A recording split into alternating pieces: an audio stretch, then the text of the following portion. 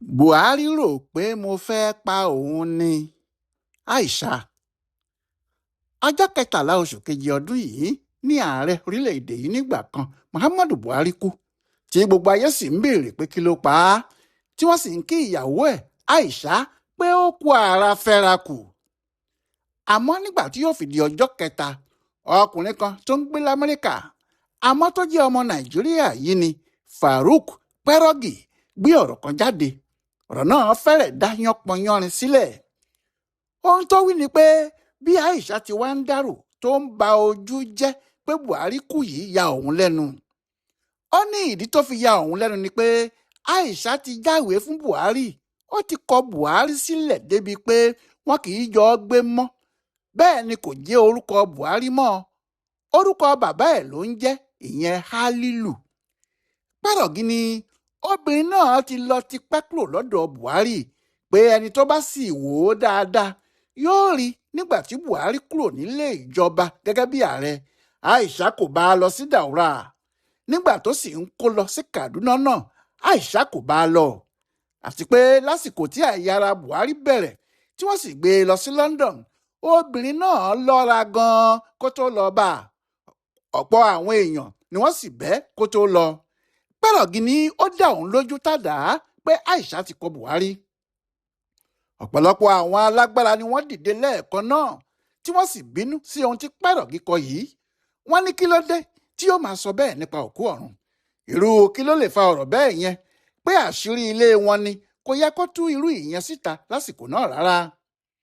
Wọ́n ní Buhari ti kú kí ló dé tí Pẹ́rọ̀gì kò ní í jẹ́ kó sinmi. Bẹ́ẹ̀ kó tó dìgbà náà ọ̀pọ̀ èèyàn mọ̀ pé ìyapa wà láàrin Buhari àti Aisha. Torí láti ìgbà tó ti ń ṣèjọba làwọn èèyàn ti máa ń pariwo pé àwọn ò rí obìnrin náà tí ìròyìn sì kárí ìlú pé Dubai ló ń gbé pẹ̀lú àwọn ọmọ ẹ̀. Ṣùgbọ́n gẹ́gẹ́ bí ipò tí Buhari wà wọ́n pa ọ̀rọ̀ náà mọ́lẹ̀ pátápátá.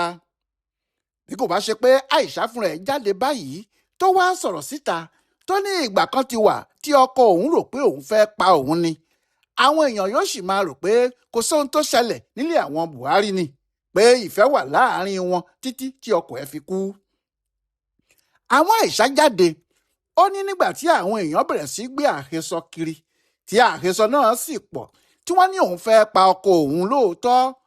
Ọkọ òun gbà wọ́n gbọ́ ó sì bẹ̀rẹ̀ sí ti ilẹ̀kùn yàrá ẹ̀ ó ń yẹra fóun kò sì jẹ àwọn oúnjẹ tí òun fún un tẹ́lẹ̀ mọ́.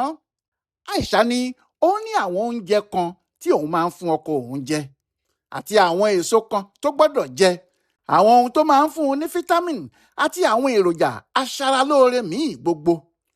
Ó ní bí òun ti ń ṣe kí àwọn tó dé iléeṣẹ́ ààrẹ nìyẹn, àti pé nígbà tí àwọn tún dé iléeṣẹ́ ààrẹ náà pàápàá òun lòun sì ń mójútó àti jẹun ẹ̀ torí òun nìkan ló mọ àwọn ohun tí òun ń fún un tó fi jẹ́ kó lè máa ta kébé, torí ó ní irú oúnjẹ tí èèyàn gbọ́dọ̀ máa fún bàbá tó ti lé ní ọmọ 70 ọdún 70 years jẹ.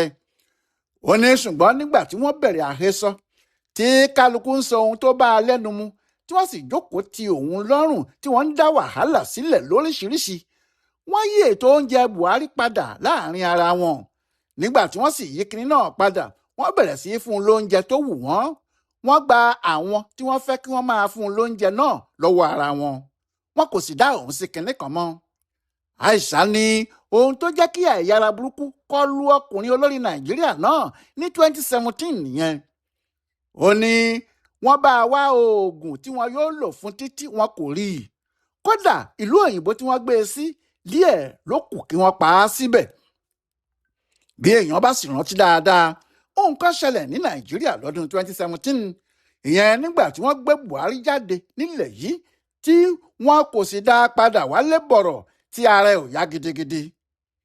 Ohun tó kọ́kọ́ ṣẹlẹ̀ ni pé wọn kò tiẹ̀ sọ fún ọmọbìnrin náà ibi tọ́kọ ẹ̀ wà. Àwọn tí wọ́n yí Buhari ká sọ láàrin ara wọn pé wọn kò gbọ́dọ̀ jẹ́ kí aṣiwèrè Adámáwá, orúkọ burúkú tí wọ́n ń pe obìnrin náà rèé, mọ ibi tí àwọn gbé Buhari lọ.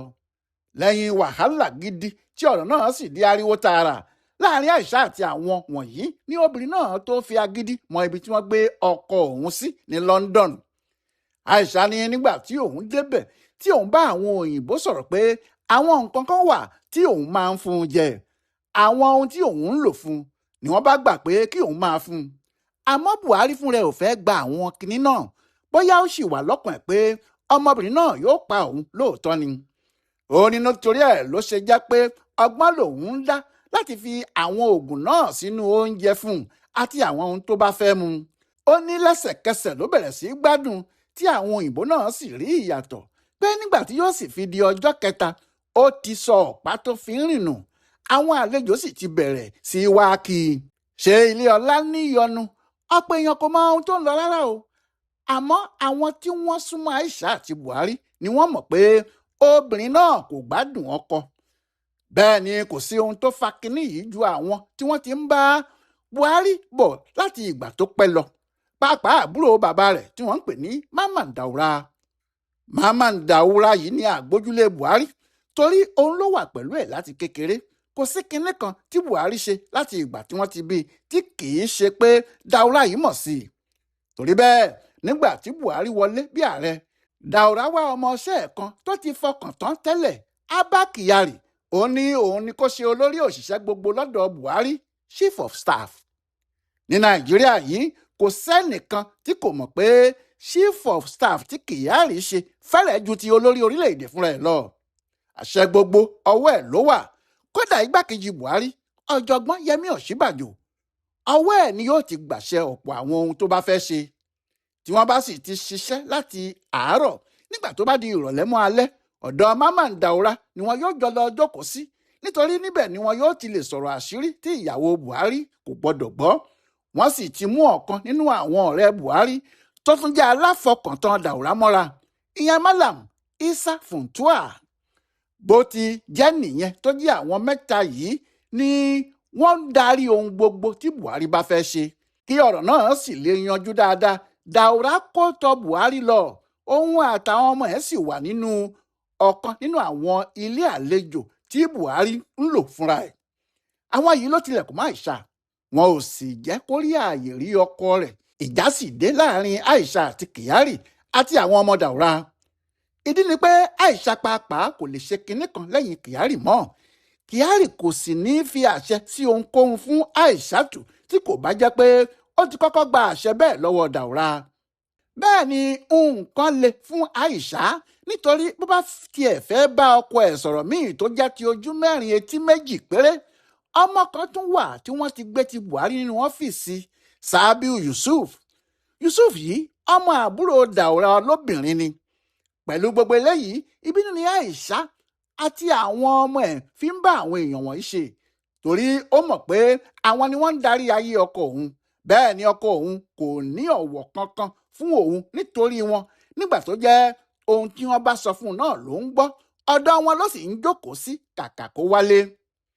Kìnìún náà ti ń bí Aisha nínú tẹ́lẹ̀ kó tó wá di pé ọmọ ẹ̀ Yusuf ní ìjàmbá ọkọ̀ tí wọ́n sì gbé dìgbàdìgbà káàkiri fún ọjọ́ pípẹ́.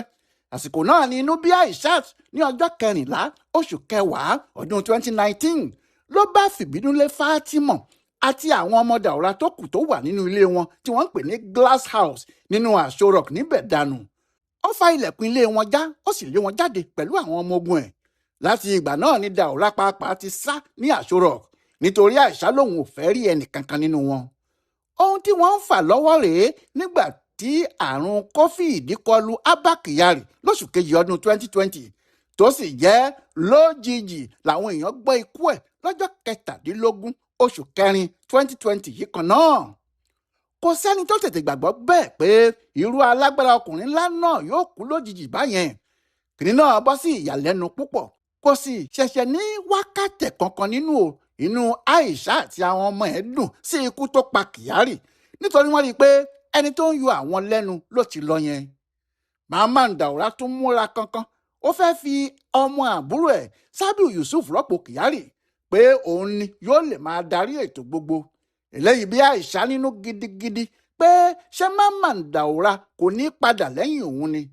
Nígbà tó sì di ọjọ́ 11 oṣù kẹfà 2020, Aisha pẹ̀lú àwọn ọmọ ẹ̀ àti àwọn ẹ̀ṣọ́ ẹ̀ dojú ìjà kọ Sabiu. Díẹ̀ ló kù kí wọ́n sì yìnbọn pa á. Ń lòun náà bá sá lọ. Kò tún pẹ́ lẹ́yìn ìyẹn ní 20 oṣù keje 2020 yìí kan náà, Isa Funtua, ẹnì kẹta àwọn ọ̀rúnmalẹ̀ tó wà lẹ́yìn Buhari náà tún fò ṣánlẹ̀ ó tún kú. Kófíìdì náà ló sì pa á. Ló bá kú Buhari àti etí ẹ̀ nítorí Mamman Daura náà ti wọlé àìsàn lójijì. Títí di bí a sì ti ń wí yìí kò tí ì gbádùn, ó wà lọ́sibítù ìlú òyìnbó. Ikú àwọn èèyàn náà jó Buhari pẹ̀lú ìjà tí Aisha bá Daura àti àwọn ọmọ ẹ̀jà. Kò sì dàbí pé ọ̀rọ̀ náà tán nínú Buhari o. Ó sì ṣeé ṣe kó jẹ́ ohun tó jẹ́ kí bàbá náà jìnnà síyàwó ẹ̀ nìyẹn. Àmọ́ ẹ̀kọ́ tó wà nínú ọ̀rọ̀ yìí ni pé nígbà kan Mamman Daura, Abba Kyari, Issa Funtua àwọn ni wọ́n lágbára jùlọ ní Nàìjíríà. Àfi bí ìgbà tí wọ́n fi Buhari dí gẹ̀rẹ̀wù lásán, àwọn gan ni wọ́n ń ṣèjọba. Torí ibi tí wọ́n bá darí Buhari sí ibẹ̀ ló ń lọ. Àmọ́ Abba Kyari kú, Issa Funtua kú, Buhari kú, Daura ń ṣàárẹ̀ láti bí ọdún 5. Èyí sì ni pé kò sálágbára kan níbìkan àfi Ọlọ́run. Àti pé ọ̀rọ̀ díẹ̀ ni Aisha sì sọ yìí o, tó sọ ọ́ sínú ìwé odidi kan tó ṣẹ̀ṣẹ̀ jáde. Bó bá yá yóò túbọ̀ sọ púpọ̀ sí i. Ìyàwó burúkú ṣe é fẹ́, àna burúkú ni ò ṣe é ní. Bẹ́ẹ̀ náà ni ọkọ burúkú ṣe é fẹ́ o, àna burúkú ni kò dáa fóbìnrin. Ẹ ó sì tún gbọ́ nǹkan lẹ́nu Aishatu, ó lè pẹ́ ó lè yá ni. Ọláìwọlá Alága ló ṣe àkọsílẹ̀ ọ̀rọ̀ àṣírí tó jáde lẹ́nu Aisha nípa ọkọ ẹ̀ Buhari fún Bùdó Àgbáyé fún Àṣà àtìṣe Yorùbá World Center nínú ọgbà Yunifásitì Ìbàdàn. A kú dédé àkókò yìí o.